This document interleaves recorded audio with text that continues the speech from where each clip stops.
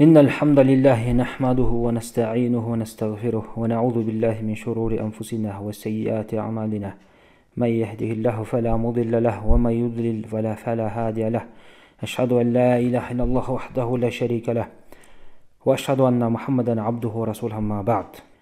Азыркы заманда соода сатыкка байланыштуу көптөгөн жаңы мамилелер, жаңы бизнестер пайда болду. Ошондуктан ар бир мусулман адам ошол соодалардын өкүмүн билип, ошого жараша амал кылышуу бул милдет болуп саналат.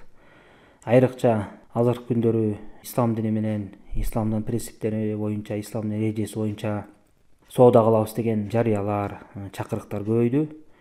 Бирок тилекке каршы алар баягы тил менен айтышса дагы көп учурда исламга туура келбей калган жерлери көп катталып атат. Ошол себептен бүгүнкү күнү жанагы элге кенен тарап аткан, көйгөйлүү болуп аткан маселелердин бири кооператив аркылуу турак жай, машина жана ошого окшогон башка буюм тайымдарды алуу маселеси негизги маселе болуп турат. Элдердин дагы суроолору ушул маселеге байланыштуу суроолору да көбөйдү. Ошондуктан бүгүнкү сабагыбыз ушу темада жарыялангандай эле кооператив аркылуу турак жай, үй, машина алса болобу деген маселе. Албетте ар кандай аталышта кооперативдер көп экен. Анын баарын биз аркасынан түшүп изилдей албайбыз. Ошолордун белгилүү болуп жүргөндөрүнүн бири Ансар деген бар экен, анан Ихсан деген бар экен. Ошол Ансар кооперативдин бир видеосун көрдүм, өзүлөрү жаздырган. Ошол жерде шариятка туура эмес келген ачык айкын эле сүткордун белгилери бар экен. Анткени мына азыр биз сабакта айткандай белгилүү болот, ал жерде адамга клиент келген кезде, кардар келген кезде алар кандайдыр бир унаа алам дейби, машина алам дейби, ошого алып берүү соода сатыгында өздөрү биринчи сатып алып, андан кийин сатпастан жөн гана анын атынан акчаны которуп коюшат экен да, өздөрүнүн процентин кошуп. Бул мындайча айтканда адам баласына акчаны карыз берип эле кайра үстүнө үстөк коштуруп алганга барабар. Ошондуктан бул туура эмес. Ихсан кооператив боюнча мурунку видеолорун көрдүм элем, анда деле ушундай көрүнүштөр бар болчу. Жана андан башка дагы шариятка каршы келген көрүнүштөр, аларды иншалла азыр баяндайбыз. Ошондой көбө болгон. Бирок кийинчерээк биз баягы илимдүү молдолор менен байланышып, алардын кеңеши менен тууралаадык кемчиликтер деп айтып чыгышты. Бирок алар кантип тууралаганын, кандай жол менен тууралашканын көрө алган жокмун. Ошонун баарын майда чүйдөсүнө чейин түшүндүргөн видеолорун да көрө алган жок. Ошо Нарын жергесиндеги иш алып барып аткан офисине байланышып көрдүм. Ошол жердеги жооптуу кишисинен сурасам, өзүнүн деле толук маалыматы жок экен. Ал жерден ошо мага анык болгон жери, алардан мындай деп сурадым да: силерге мисалы клиент келсе, анан ошол клиент могул үйдү алат элем деп бир үйдү көрсөткөн болсо, кандай мамиле кыласыңар десек, ал менен келишим түзөбүз деди. Ошондой сурадым да. Ошол тиги үйдү биринчи өзүңөр сатып ал элек туруп эле аны менен келишим түзөсүңөр да десем, ооба дегендей кылып жооп берди. Анан бул дагы албетте шариятка туура эмес. Мына ушунун баарын кенен баяндайбыз. Ошондуктан ар бир мусулман азыркы заманбап соодалардын түрүндө этият болуш керек. Исламдын атын айтып, ислам жолдору менен деп, шариятка каршы жолдор менен соода кылгандар көбөйдү. Албетте бир кандайдыр бир илимдүү киши, молдо киши барып бир компаниянын же бир кооперативдин ишин туура деп, исламга туура келет деп айтуу менен эле алардын иши адал болуп же туура болуп калышы шарт эмес. Ошонун эле тескериси, аларга бир сөзсүз түрдө эле аларга барып бир молдо киши барып же илимдүү киши барып алардын иши туура, шариятка туура келет деп айтыш да шарт эмес. Эң негизгиси, ошол ишти алып барып аткан адам өзү исламдын аты менен сүйлөп аткандан кийин соода сатык өкүмдөрүн жакшылап үйрөнүш керек. Ислам кайсы нерсеге уруксат берет, кайсы нерсеге уруксат бербейт, исламдагы соода эрежелери, өкүмдөрү кайсы деп жакшылап окуп алып, анан соода майданына чыгыш керек. Антпесе, эгерде даярдыгы жок эле чыгып алган болсо, андан кылган ишинде каталары ор коюп эле көрүнүп калат. Ошондуктан бул кооптуу маселе. Ар бир адам өзү үйрөнүп, анан соодасын адалдап алыш керек. жанагында айтып кеткендей бирөө келип туура деп коюшу же бирөө келип адал сертификат берип коюшу, ал кылып аткан соода эгерде туура эмес жол менен болуп аткан болсо аны адалдай албайт, туурага да чыгара албайт. Бизге баягы аталыштардын же рекламанын, жардаманын кереги жок. Бизге ошол соода сактын акыйкаты кандай жүрүп атат ошол соода.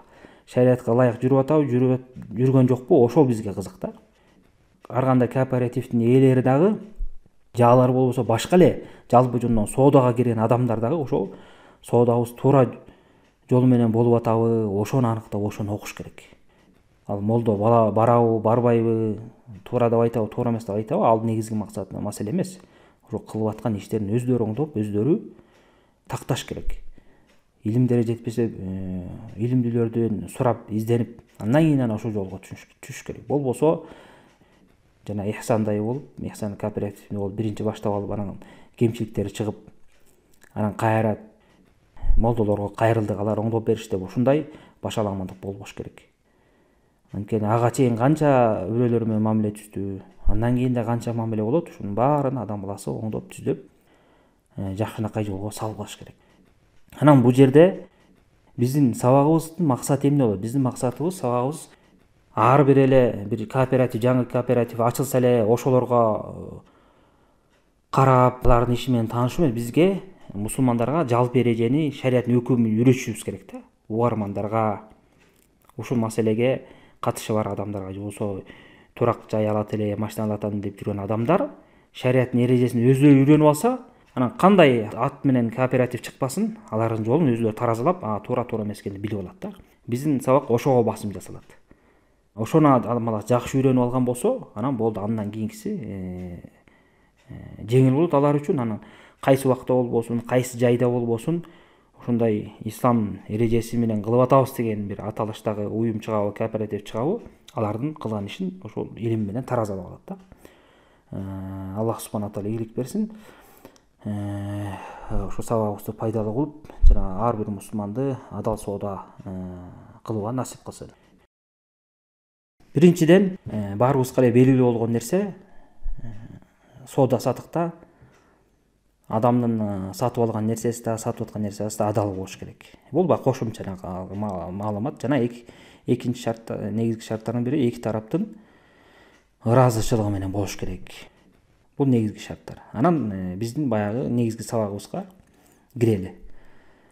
Мисалы бир адам бир үйгө жеткиси келди, үйлүү болгусу келди. Ошондо жанагындай компанияларга барып кайрылат.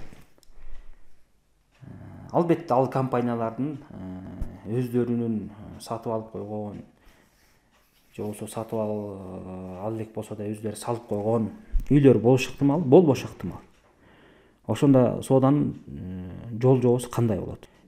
Мисалы көп учурда менин билишимче, балким алар азыр өзгөрткөндүр, менин билишимче, кооперативдер кардар барган кезде алардын атайын даярдап койгон турак жайы же машинелери жок. Көп учурда ошо клиент келип, мен ушул үйдү алат элем, мына бирөө үй сатып атыптыр, ушуну алат элем десе, ошого жараша соода жүргүзө башташат.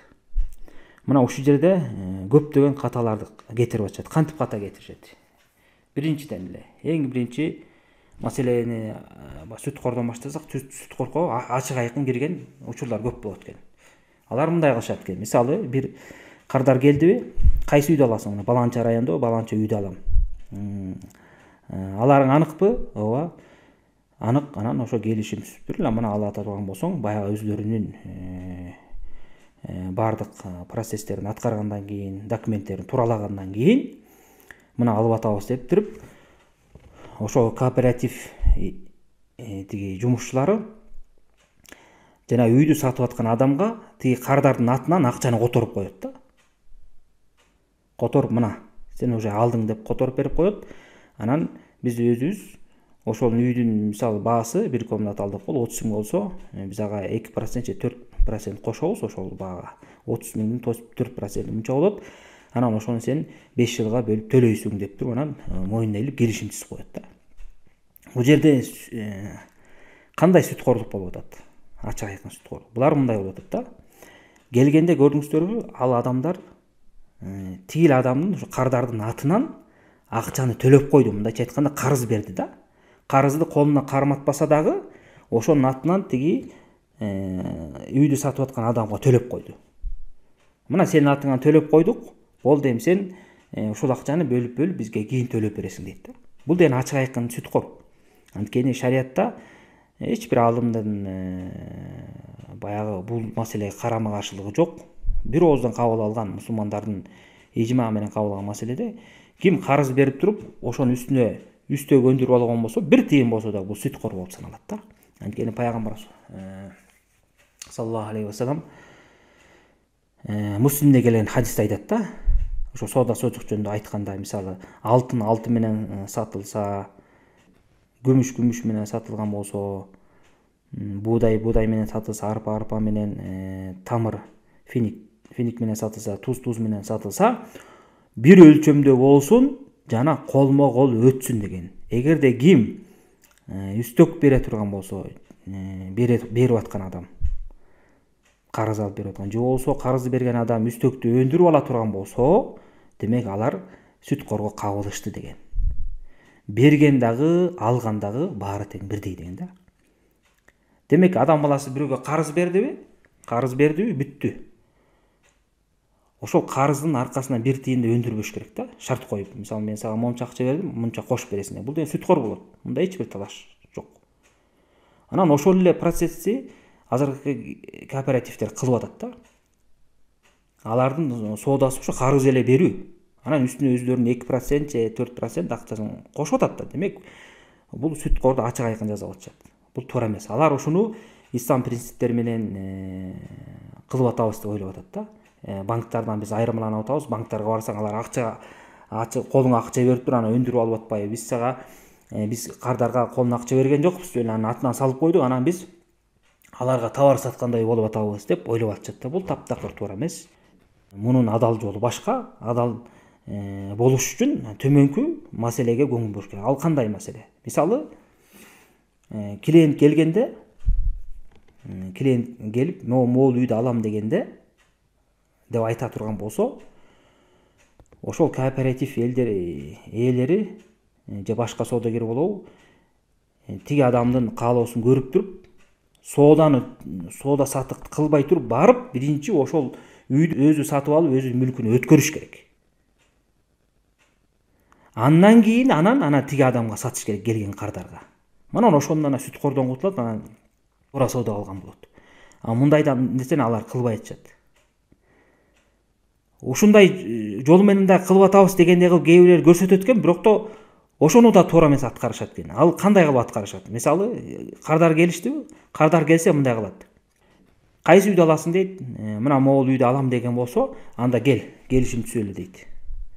Анан юридикалык жактан баарын келишим түзүп, анча акчасын төлөтүп, сооданы жүргүзүп коюп туруп, андан кийин алар барып туруп, тигилер акча төлөп, мына эми сага сатып берип койдук дейт. Берип койдук деп айтышат экен. Бул да таптакыр туура эмес. Анткени кардар келген кезде кооператив ээси алдын ала кардар менен келишим түзүү, ошо юридикалык жактан документ менен бышыктап коюу, бул соода деп саналат шариатта. Тиги макулдугун берип, алдым саттым кылып атышат да. Анан ошого жараша кол коюп, анан бир аз акчасын же өздөрү айткан акчаны таштап кетип атат. Демек, алар соода жүргүздү. Сооданы кандай жүргүзөт? Сооданы тиги кооператив өзүндө жок мүлктү тигиге сатып койду алдын ала. Бул шариатта тыюу салынат. Пайгамбар саллаллаху алейхи вассаламдан Хаким ибн Хизам деген сахаба келип сурайт да. Абу Дауд Тирмизи риваят кылган хадисте. Пайгамбар мен ушинтип кээ бир адамдар мага келет, бир кандайдыр бир товарды. Анан мен ал товар менде жок. Анан мен ошолорго сатып туруп, анан кийин аларга товар алып берип койсом болобу дегенде Пайгамбар саллаллаху алейхи вассалам өзүңдө жок нерсени сатпа деп туруп жалп эреже кылып тыйган да. Ошондуктан адам баласы бир нерсени сатыш үчүн ал өзүнүн мүлкү болуш керек, өзүнүн буюму болуш керек, өзүнүн товары болуш керек. Андан кийин сатыш керек. Ошондо шариат сооданы туура деп эсептейт. Бул жерде карасаңыздар, алар эмне кылып атат? Жанагы айткандай кардар келгенде эле дароо эле келишим түзүп коет. Кайсы үйдү алган атасың дейт. Алар биринчи үйдү барып текшерет. Өздөрүнүн көп документалдык иштери бар. Ошонун баарын аныктагандан кийин үйдү барып көрөт, көңүлүнө толобу, жаккандан кийин чын эле аласыңбы дейт. Ооба, анда кел кол коелу дейт. Келишим түзөт. Кадимкидей мына моомча акча, моомча проценти менен төлөп берем. Мисалы 30 миң болсо, мен 4% менен моомча акча берем. Мынча айга бөлүп төлөйм деп алдын ала коюп, анан алдын ала мынча акчаны төгө туруңуз деп алып алышат да. Демек, бул деген соода жүрдү деген сөз. Андан ал тиги баш тарта албайт. Баш тарта турган болсо кандайдыр бир акчалардын эсебинен алып калат. Өздөрүнүн шарттары бар да. Демек, алар соода жүргүзүп коюшту. Тиги кардар көрсөткөн үй дагы эле турат. Качан гана алар өздөрүнүн иштери бекер калбасын, там сатылбай калбасын деген өздөрүнүн тиги максатын бекемдеп, тиги менен келишим түзүп алгандан кийин, андан кийин барып тиги менен соодалашат да. Соодалашса, жанагында анык соодалашат, же болбосо жөн эле акча төлөп коет. Аны айтып кеттик, жөн эле акча төлөп койгон болсо, өздөрү сатып албай, анда сүткор болуп калат. Анткени карыз бергенге бар. Эгерде алар сатып алган болсо, өздөрүнүн мүлкүн өткөрсө, ал жагы туура, бирок жанагынтип алдын ала соода кылып койгондор туура эмес болуп калат да. Мына ушуну көп адамдар түшүнбөйт экен. Ошол себептен алданып калышат экен. Мына ушул маселеге биз жакшы көңүл бурушубуз керек. Адам баласы барганда дароо такташ керек ушул маселелерди. Анан кээ бир адамдар биз муну мурабаха кылып сатып атпайбызбы деп ойлошот экен да. Мурабаха деген шариаттагы бир сооданын түрү бар. Ал мурабаха деген эмне? Ошол сооданы өзүнүн ала турган кирешесин, кошкон акчасын ачык айтып, биринчи алган баасын айтып, анан ошого мынча кошуп атам деп сатууну мурабаха дейт да. Мисалы, бир адам базарга келип, машина алгысы келсе, могул машина канча десе, тиги адам айтат да, сатуучу. Бул мисалы $5000 алдым, үстүнө $200 кошуп атам, сага 5200 сатам деп айтса, ушуну мурабаха дейт. Алдын ала өзү айтышы ыктымал, же болбосо тиги сурашы ыктымал, канчага сатып алдың элең айтпайсың, анан мен ошого $200 кошуп берейин деп. Бул дагы мурабаха кирет.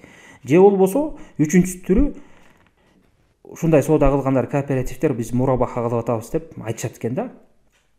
Бирок ошондо дагы бир жеринен кемчилик кетирип коюшат экен. Мисалы, мындай деп: клиент келет жанагындай, үй алат эле, машина алат элем деп. Анан кайсы машинени десе, могул машинени. 5000 бекен. Мен ушуну тиги сатып алып туруп сага анан 200 сатам дейт. 200 сатам. Ушул машинени сатып алып, кайра үстүнө 200, мисалы, доллар менен алса, $200 кошуп туруп сага сатам, макулсуңбу десе, о, макулмун десе, анан сооданы жүргүзөт. Ушул жерде эмне деген ката кетиришет? Алар мындай деп ката кетирип атышат да. Жанагы келген клиентти өзүлөрү тиги машинени мүлкүн өткөрүп сатып албай туруп, жанагынтип алдын ала соода кылып туруп, документальный байлап коюшат да. Мен азыр сатып алганга чейин экөөбүз келишим түзөлү, андан алып сата берем депчи. Бул да туура эмес. Анын баары муну алдын ала соода кылуу да.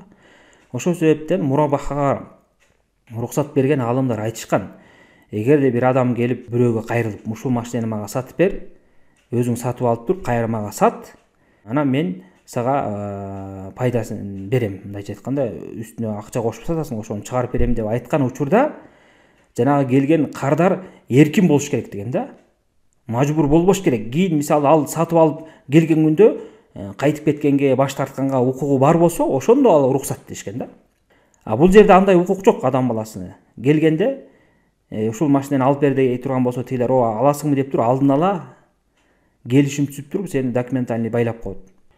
Баш тарта турган болсоң, өздөрүнүн шарттары боюнча кандайдыр бир акчаңдын бир бөлүгүн алып калат. Же ушундай баягы шарттарды коюп коюшат. Муну баары тең алдын ала соода кылуу болуп саналат да. Мурабахада алымдар айткандай, адам баласы эркин болуш керек. Мисалы, жана айтып кеттим го, сатып аткан адамга, кооператив ээсине келтирип, мага ушул машинени алып бергиле, өзүңөргө алып, биринчи ана мага саткыла, мен силерге үстүнө момча акча менен сатып алам деген учурда, ошол адам кардар эркин болуш керек. Тигилер кооператив ээси барып сатып алып келген күндө баш тарткыдай укугу бар болсо, анда ошого гана уруксат берилет. Эгерде баш тарткыдай укугу жок болсо, анда ал тыюу салынат. Анткени алдын ала соода болуп калат да.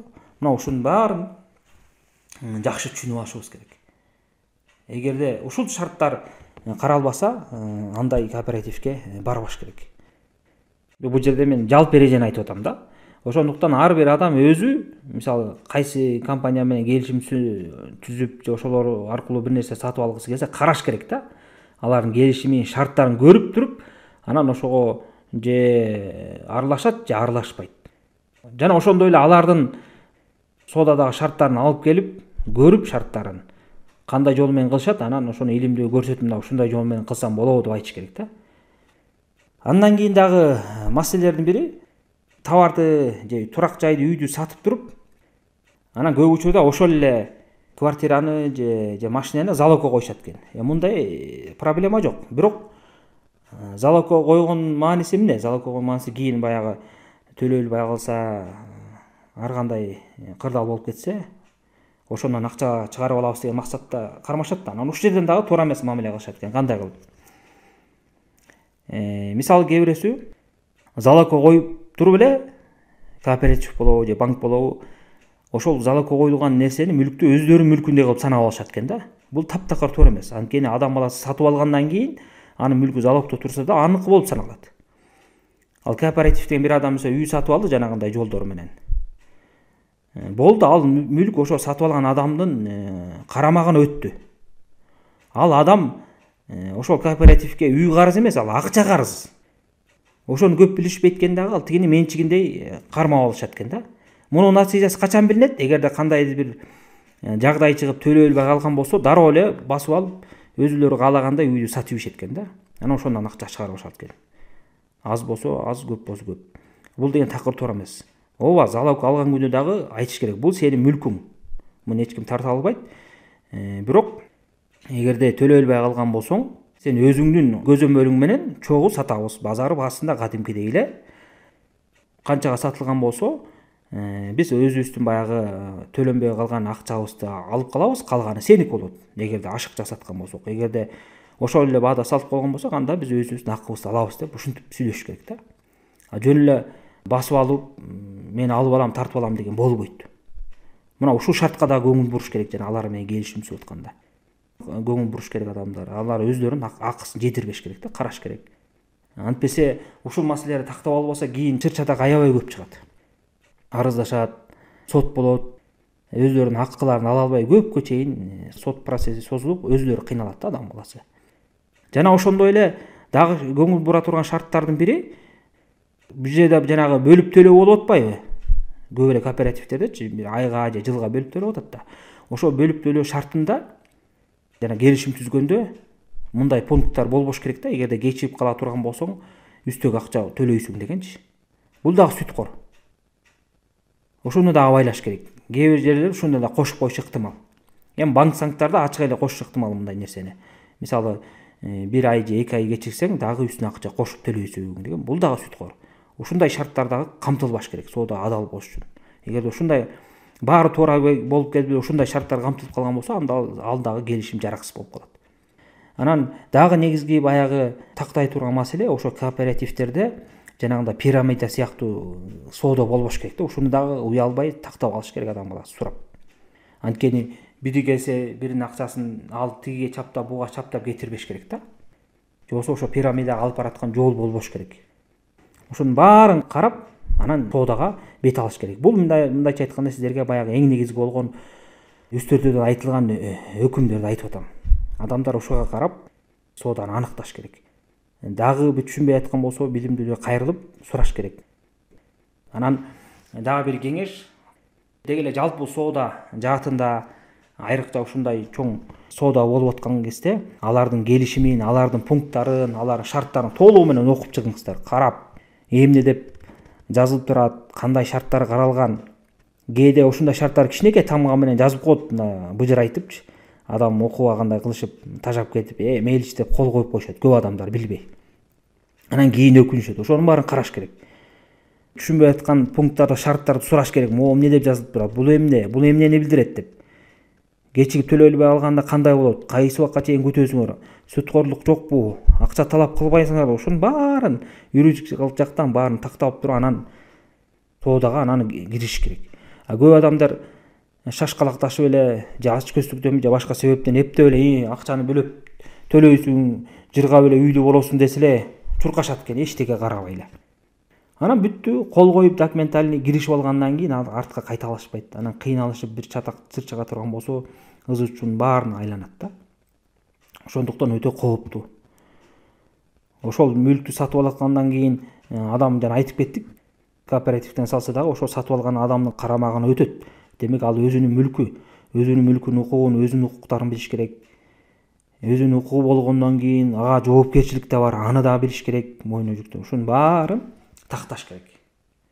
Анан сөздүн аягында кыскача айта кетейин. Демек, адам баласы кандай жерде кооперативди угуп көрүп калган болсо, кандай аталышта болбосун, биринчи такташ керек. Анан элдин баары ошол жака жабылып атыптыр, элдер алып атыптыр, анан баланча молдо уруксат бериптир, түкүнчө молдо уруксат бериптир деген нерселерден алыс болуңуздар. Анын кандай кооператив болсо ошонун акыйкатына караш керек. Ага уруксат берилеби, берилбейби, ошонун иши менен таанышыш керек.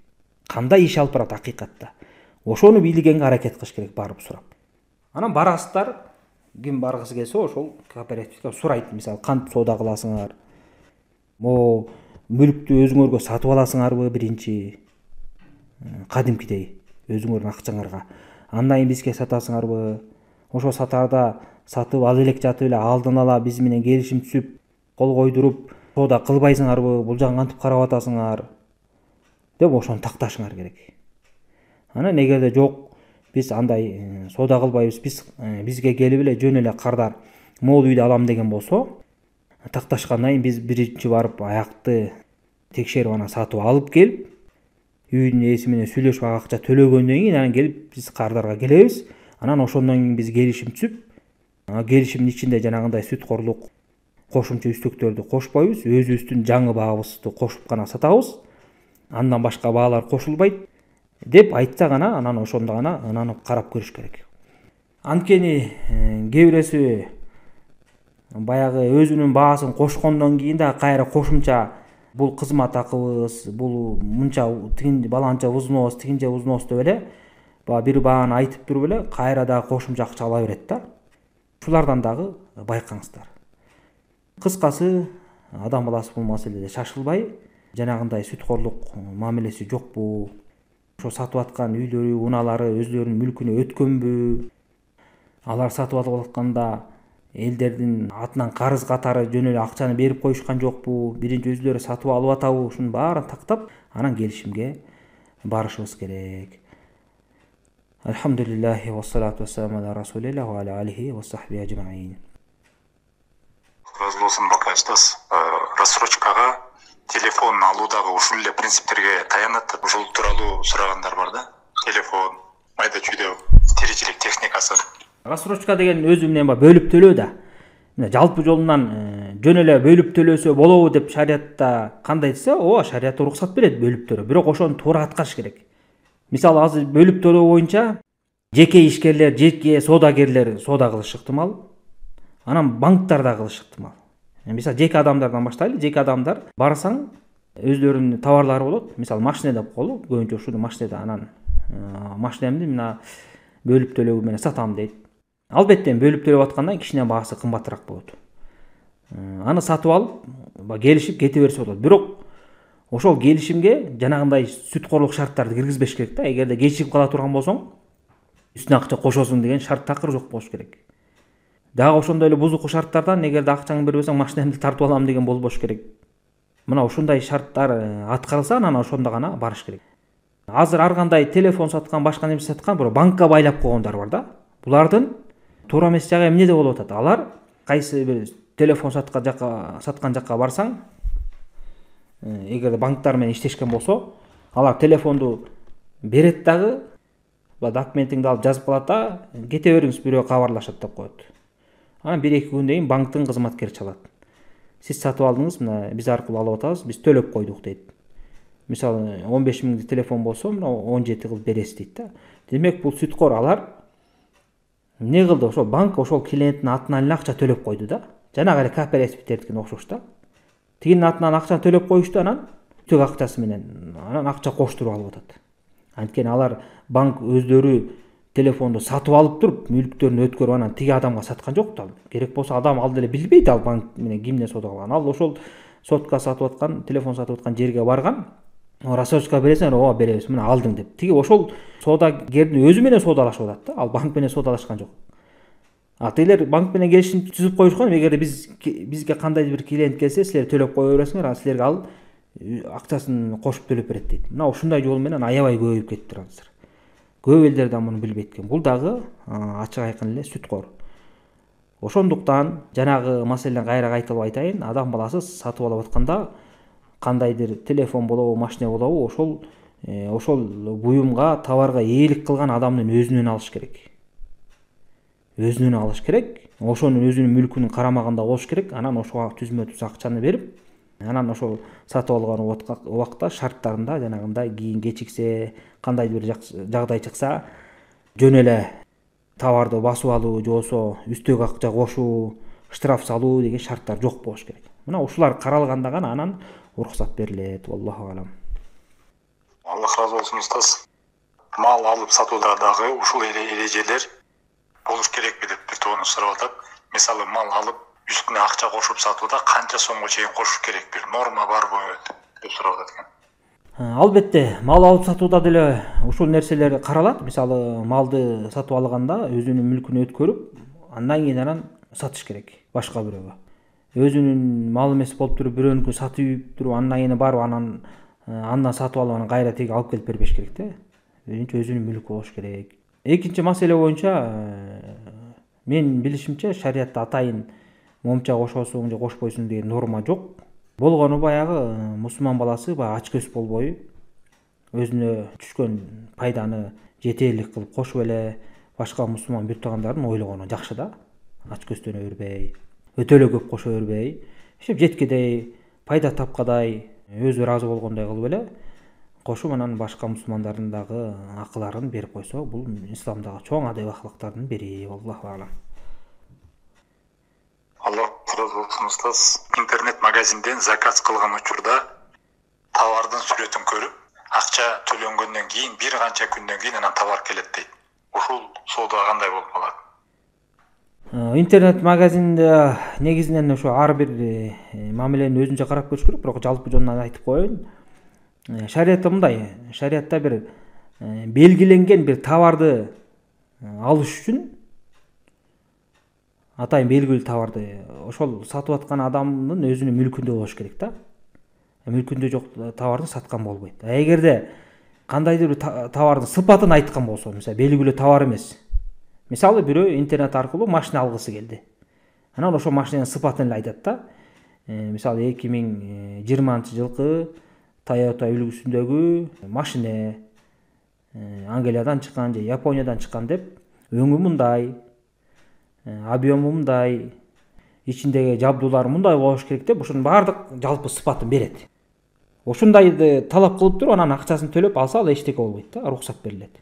Болгону баягы акчасын бериш керек алдын ала. Бул деген сыпат катары айтылып атат да.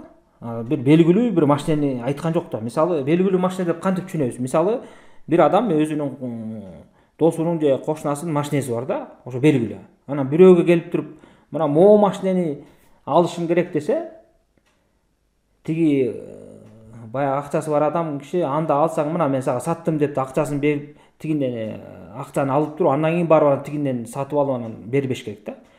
Ошону сатыш үчүн ошол белгилүү машинени өзү сатып алып, мүлкүнө өткөрүп, анан кардарга сатыш керек. Жанагындай сыпат менен келген соода саттыкта ал бул нерсе шарт кылынбайт. Анткени ал белгилүү бир товарды көздөгөн жок да, жөн эле ошо жалпы товардын сыпатын берип койду. Ошол сыпатка ылайык эмнени талап кылган болсо, ошондой машинени алып келип берсе эле болду да, амаратына туруп. Мына ушул нерсе гана талап кылынат. Аллаху алам. Аллах разы болсун устаз. Азыр чыгып атпайбы криптовалюта деп? Ошолор тууралуу сурап жатышат, Тифкоин жана башкалар тууралуу. Эми алардын түрлөрү бар экен, бирок менин түшүнүгүм боюнча, өзүмдүн түшүнүгүм боюнча айтайын, ушунда коин, бирдеме коин деген баары туура эмес да. Анткени ал электрондуу эле акча дейт, ал жөн эле электрондук эле номер да, ал акча эмес ал. Ал башында бирөө ойлоп электронный акча деп чыгарып койгон. Мына мененде электрондук акча бар, биткоин, ушуну аласың деген, бирөөгө сатып ийген. Жана пирамида сыяктуу да. Анан ал алган, мына сатып алды, менде биткоин бар дейт. Сен аласың деп башка бирөө акча бар, анан ошентип бири-бирине акча бири-бирине өтүп отуруп эле тарап кеткен да. Түпкүлүгүндө ал акча эмес, ал ар жакта жок да. Мисалы биз жүгүртүп аткан акча, кагаз акча, анын түпкүлүгү эмнеге байланган? Алтынга байланган да. Ошо мамлекеттин өзүнүн резервинде, сактоосунда, казынасында ошо алтын турат. Ошого жараша акча чыгып же чыкпай ошого байланып турат да. Биткоин деген жөн эле ал электрондук эле цифра, номер эле да. Эмнени алып неге коюп атканын билбейт адам. Бирөө эле баштап туруп эле мына тиги ушуну алгыла деп койгон да. Мисалы бир адам бир кутучаны алып келип туруп эле ичи бош. Ошону таңып туруп эле мына ушунун ичинде бир баалуу неме бар, ким алат десе мен алам деп бирөө алды да. Алды дагы анан ал барып туруп бирөө эме мондай кутуча сатып алдым, ичинде баалуу нерсе бар экен, баасы кымбат экен, сен аласың, ал бирөө баасын көтөрүп алып ошентип уланып эле бири-бирине соода кылып, анын тиги баркын көтөрүп ишкен да, канча миң долларга көтөрүп ийгендер. Мына ошентип эле жок нерсени эле бири-бирине сатып эле жүрүшөт да. Бул шариятта негизинен тыюу салынат. Эгер ким каалаган болсо, жана Шейх Сулайман Рухайлинин ошо кененирээк айткан фатвасы бар экен, ошону угуп алса да болот. Орусча которулган экен, ошо орусчасы менен. Аяктан кененирээк маалымат алса болот. Аллаху алам.